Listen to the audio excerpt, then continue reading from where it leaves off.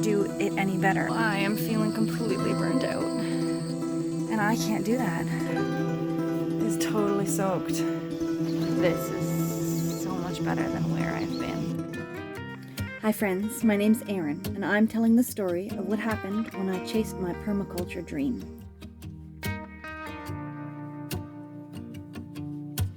Hey, won't you stay a little bit longer?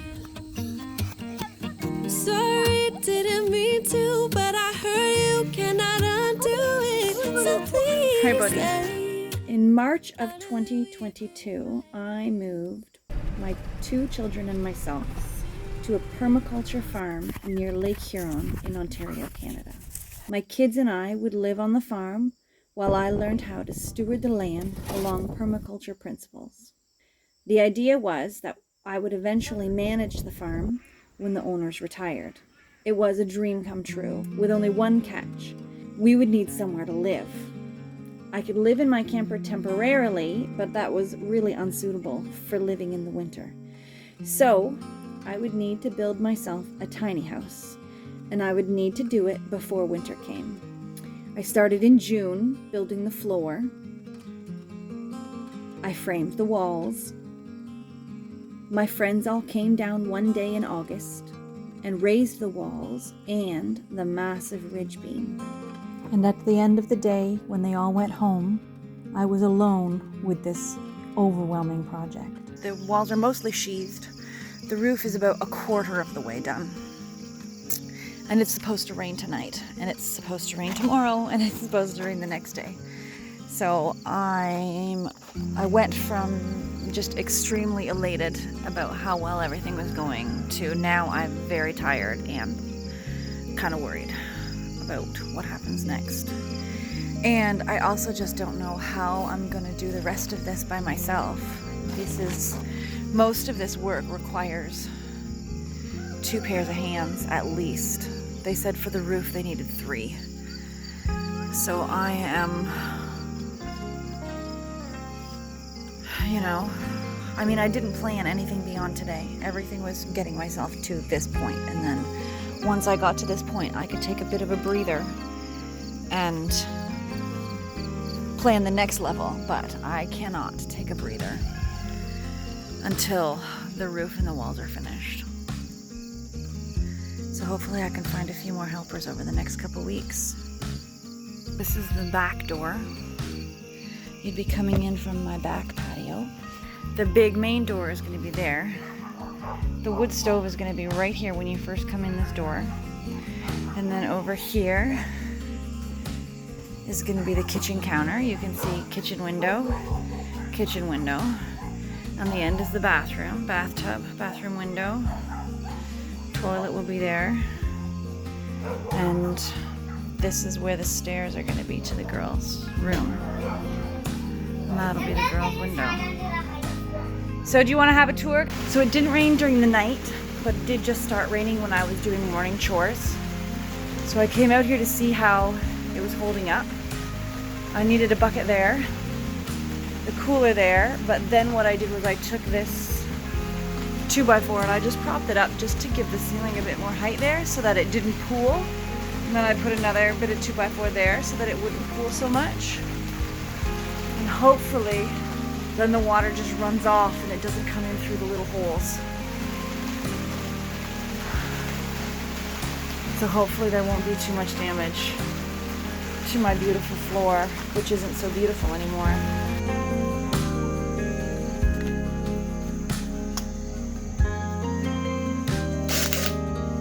So we made some mistakes when building the roof. Not mistakes so much, just there's some issues with it. The ridge beam isn't straight. It bows to the south, and it also has a hump. And then the joists aren't attached properly. They don't actually touch wood on wood.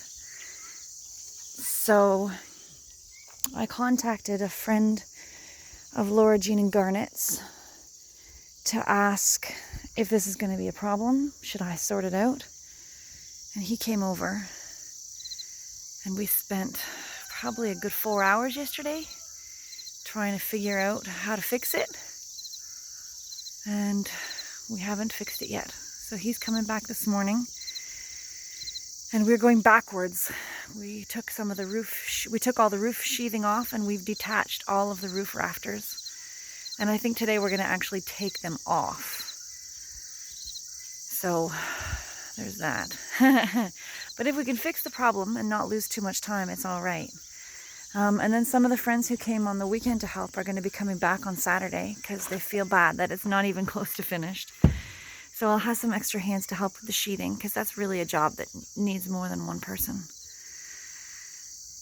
So we're using that ratchet strap to try and pull the ridge beam closer to the wall. Let's see how it turns out.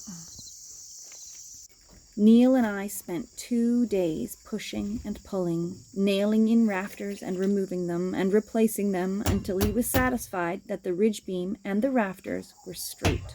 And I have to take a moment to express my gratitude to Neil. I really believe that this entire project would have completely failed if he hadn't swooped in at a moment's notice and saved the day. Not only did he save my house, but he taught me how to save my house. And it made all the difference going forward. So Neil, if you're watching this, thank God for you. So I am feeling completely burnt out. And it's not even that bad. It's just that I've just been going and going and going for so long. From the festival straight into building this house. And I thought that after the build weekend I'd have a bit of a break. And there hasn't been. I'm just still going, and I'm so burnt out. And I just can't bring myself to work on it. And I'm so slow, and I'm so heavy, and I'm so weak. I can't even hammer a nail. And this guy that was here helping me with the rafter and the ridge beam, he's a professional carpenter. He knows his stuff. He's a real perfectionist. He was a great person to follow around for 2 days, working from 8:30 a.m. until dark. You know, and I pushed through being completely exhausted, and I learned a lot, and I'm really glad about that. He insists that screws are just a bad idea, that I need to be using nails. I'm not strong enough to nail. I'm not strong enough to hammer. I do 2 nails, and I need to take a nap. So I'm using screws. I'll get some nails in for extra strength as I go, but I just can't. I can't use nails. I'm just not strong enough. These dinky little arms, they can't weld a hammer. So I'm really tired and I'm really frustrated, and I need a day off. But I've got some people coming in 2 days to help finish with the sheathing, which means I need to get the rest of the roof rafters on so that when they come here, it's ready to go to be sheathed. I thought by now pain would be my friend. I know that discomfort was a means to an end. And so I remind myself that I just need to do the best that I can today. And if my best isn't very good, then, you know, it was my best. And I can't expect anything more of myself than that. And my best uses screws and not nails. I'm taking a break. I spent an hour trying to put up this support beam just to realize that I'd measured it wrong and had to take the whole thing down again. And the whole time I was struggling with the screws and the drill, and I was struggling with the hammers and the nail, and I was struggling with the measuring tape, and I was finding it hard just to lift my own feet. And as much as having a nap feels like a waste of valuable time, it's not as much of a waste as pushing myself past burnt out. just to make a whole bunch of mistakes that I'm gonna have to fix later. So I'm trying to nap, but it's really difficult with this one attacking me, attacking the flies, and generally all around getting into trouble. It's been almost a year since the first time I came to this place. The thing that reminded me of that was the goldenrod. The first time I came here, the goldenrod was in bloom, and it just started blooming this week. So I think about what my life was like a year ago. Basically a year ago I filmed that video having a mental breakdown because my truck and my camper were both broken and I couldn't get out of the girl's father's house. If I think about how much of a better place I'm in than that, you know, it feels much better now. Of course, that's a double-edged sword because then that also encourages me to keep pushing through when it's difficult. Because I'm like, I've survived worse than this. This is nothing. I can be fine. I can keep going. But I need to remember that this is so much better than where I've been. That I'm heading in the right direction.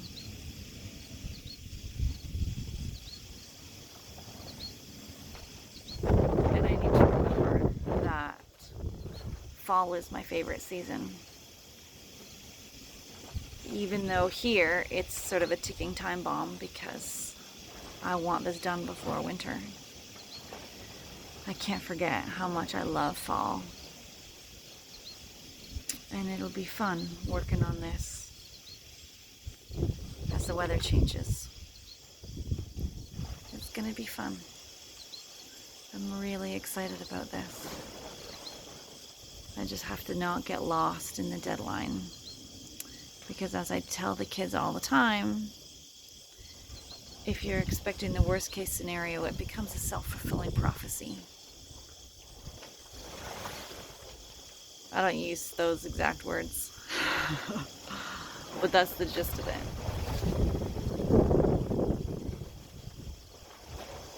So if I'm so worried that I'm not going to make the deadline, that I push myself so hard that I totally burn out and then I don't make the deadline, then it became a self-fulfilling prophecy. So I got to remember that. And it'll be okay.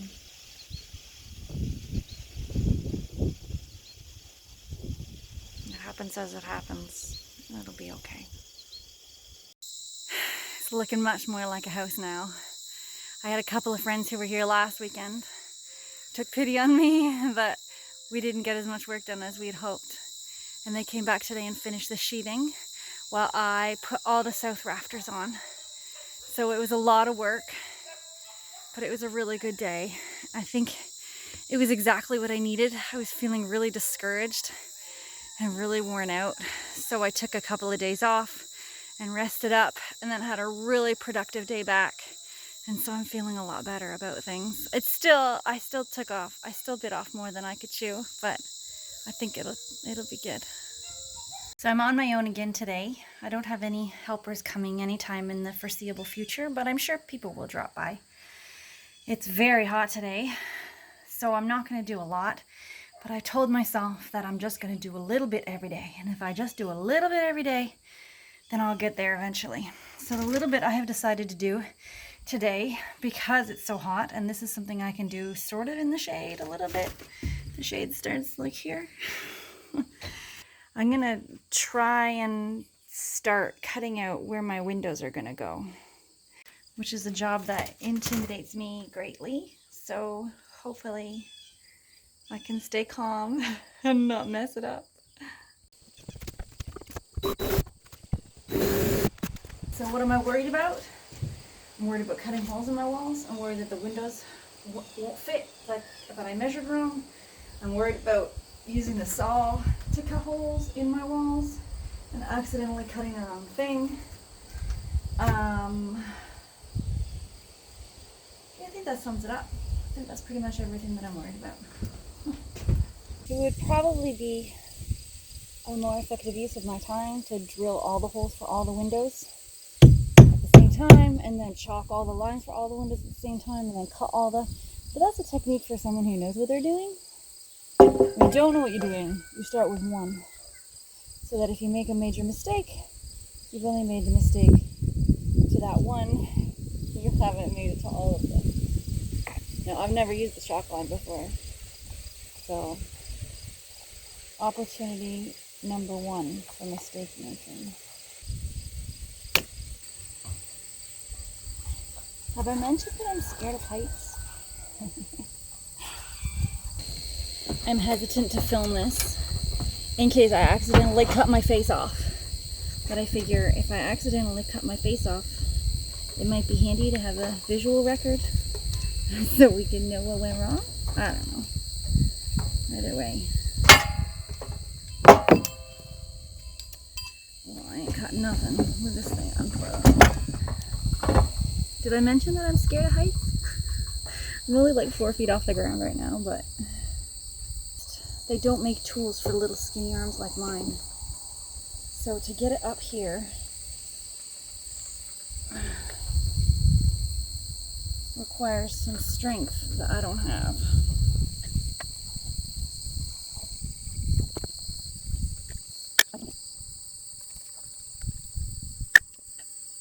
I'm just worried that if there's kickback, I'm going to fall off the ladder. There shouldn't be kickback, but I don't know. I'm cutting straight into something. I've never cut straight into something before. I've always cut, you know, started at a cut edge and then crossed to the cut edge.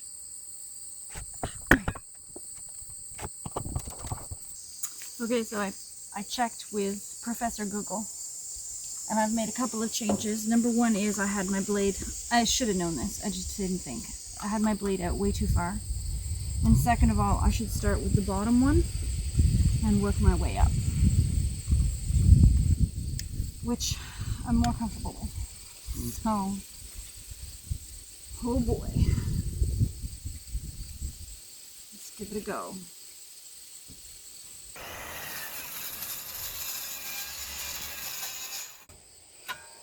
Alright, so it wasn't very straight, but it worked. And I didn't get anywhere close to this corner here. I'm way back from it. But let me see if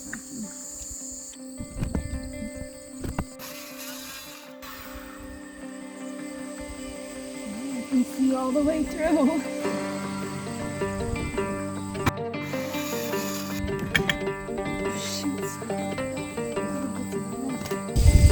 Doing it.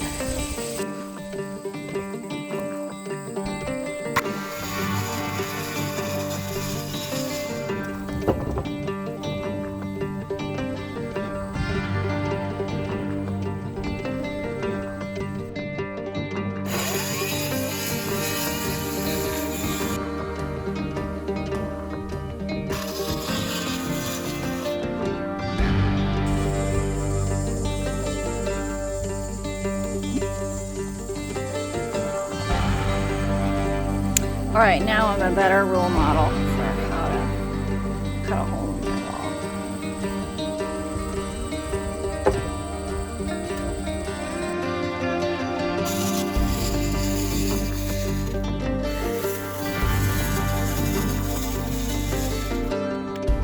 Corners. I think I've had enough of the power stuff now.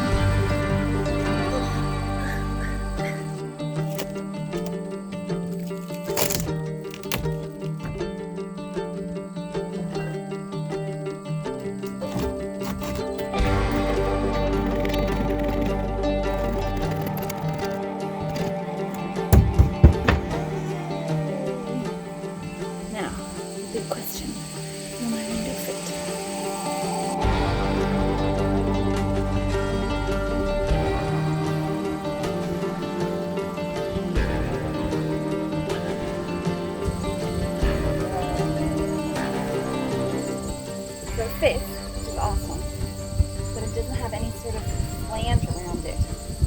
It goes around the, that's what you would nail it begin with. So I need to do some research and figure out what to do when your window doesn't have a flange. Building a house by myself. It's kind of a lonely thing. And I like being alone, and I like being independent. But there are so many jobs. It would be a lot easier if I had another pair of hands.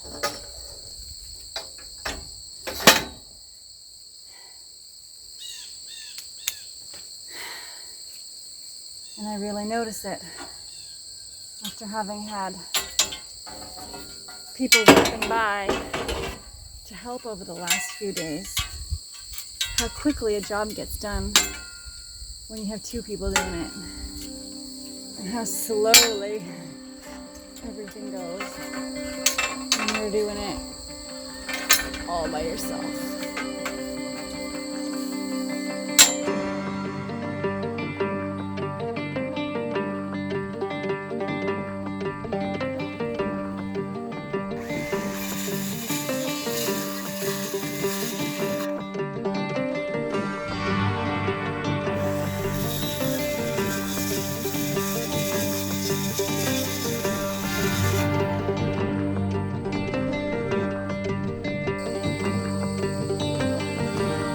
I mentioned I'm afraid of heights.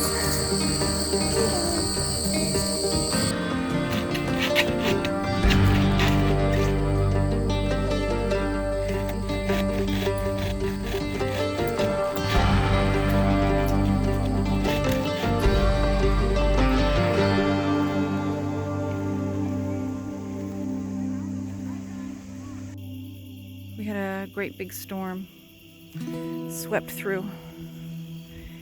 It was so big that bits of garbage and that wash basin were just blowing across the yard.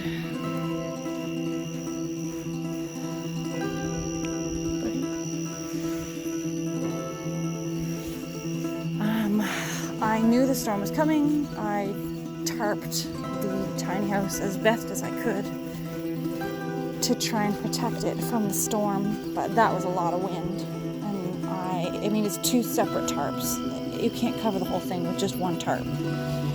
So I tied them down, I used ratchet straps, I used bungee cords, I did the whole thing. I checked it, and I checked it again, and then I checked it again. So we'll see if it held. It's sort of like Schrodinger's cat. You know, right now, it could be perfectly fine. It could be no tarps at all. I won't know until I come around the corner here and take a look. So that tarp is still on.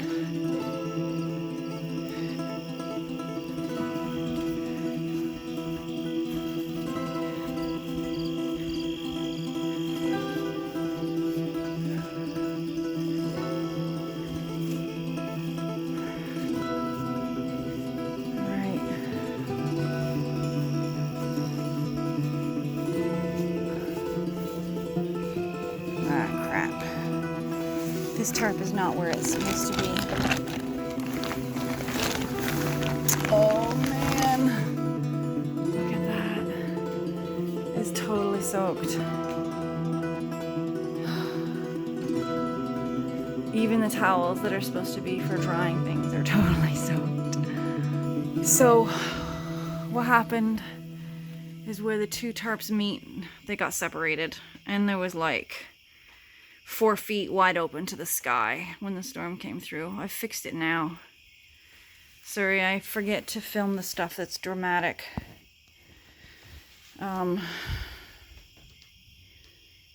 Yeah. It's only wet in the middle.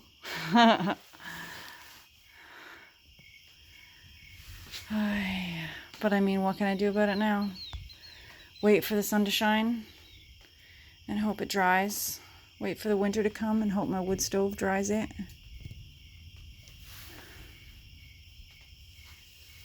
Looks like a pond. Crud.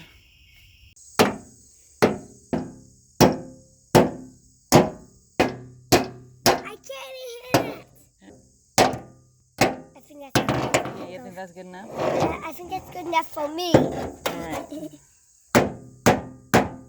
How are you so good at that? Oh, wait. I got stronger arms. I've been broken a lot. So I'm back to working by myself today. Working by myself, I'm definitely slower. I spend a lot more time just sort of humming and hawing and trying to decide what to do. Whereas when there's other people here, I can ask them what they think I should do. And then when I have when things get difficult, I just sort of sit and think on it for a little while. And then I just don't have another pair of hands to do stuff. So like this here, I need this piece of wood to be closer so I can screw it. And I can't hold it and screw it at the same time. I don't have the leverage for it. I don't have the strength for it. So I'm rigging it up with a ratchet strap so that it's tighter so that I can get it in. Though it's still not as close as it needs to be. It's so hot. It's only 23 today, but it feels just as hot as when it was 35. Go figure. And this is the finished product, which is garbage. It's totally garbage workmanship. And I know it. And I look at that and I think that's completely insufficient. 100% not good enough. But that's the best I can do. I can't do it any better. I can't even take those nails out because I'm not strong enough to take the nails out. And if I did try to take the nails out, I would split the wood in 75 different places. I'd have to take the whole thing off, put the whole thing back on again. And I can't do that. So basically, shoddy workmanship. Luckily, that spot doesn't bear any weight. That's just 2 pieces of fascia. So all they're going to do is support the roof. And when I go to put the flashing on later, it's not going to line up and I'm going to curse myself. But it's honestly the best I can do. I'm not strong enough and there's only one of me.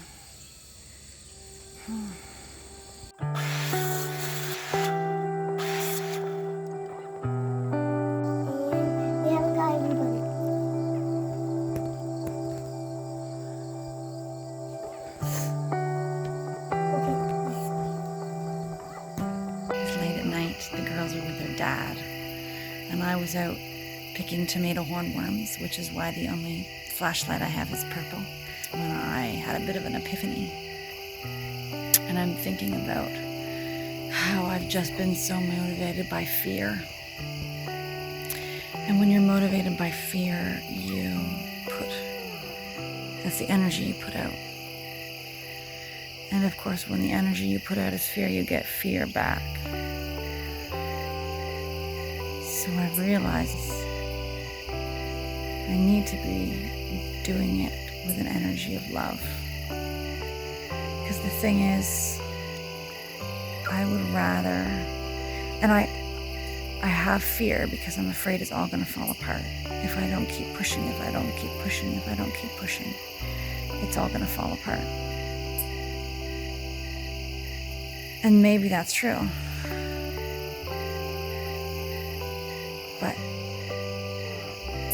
even if I succeed, it'll still be filled with fear. Whereas if I am motivated by love, if it fails or if it succeeds, at least I have love. Whereas if I'm motivated by fear, if it fails or it succeeds, I still have fear. I gotta do it from a place of love. Which is a cool epiphany to have. Hopefully, the black light. Hopefully, I'm recording this so that I can remember it the next time I get completely filled with worry.